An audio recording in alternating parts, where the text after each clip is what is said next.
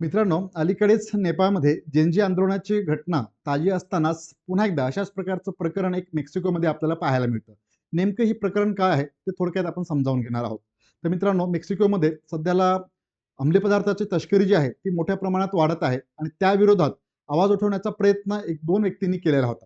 जे सर्वप्रथम आपल्याला पाहायला मिळतं की त्या ठिकाणी त्या देशामध्ये जे मेक्सिकोमध्ये मिचोकान नावाचं एक राज्य आहे आणि त्या राज्यामध्ये उरुआपान या नावाचे एक शहर आहे आणि त्या शहराचे महापौर कार्लोस मांझो यांनी या अंमली पदार्थाच्या तस्कराविरोधात एक कडक कारवाई करण्याचा धाडसी निर्णय घेतलेला होता. या धाडसी निर्णयात त्यांना या देशाच्या अध्यक्ष असलेल्या म्हणजेच मेक्सिकोच्या अध्यक्षा क्लॉडिया शेनबॉम यांचं सहकार्य अपेक्षित होतं. त्यासाठी त्यांनी या मदतीच्या संदर्भात त्या ठिकाणी त्यांना त्या आशयाचं एक पत्र देखील दिलेलं होतं. दरम्यानच्या काळात त्यांची मित्रांनो निर्घृण हत्या केली जाते.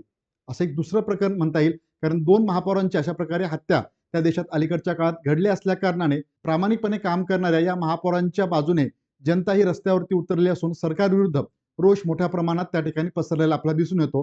तेच म्हणजे हे जेनजी आंदोलन.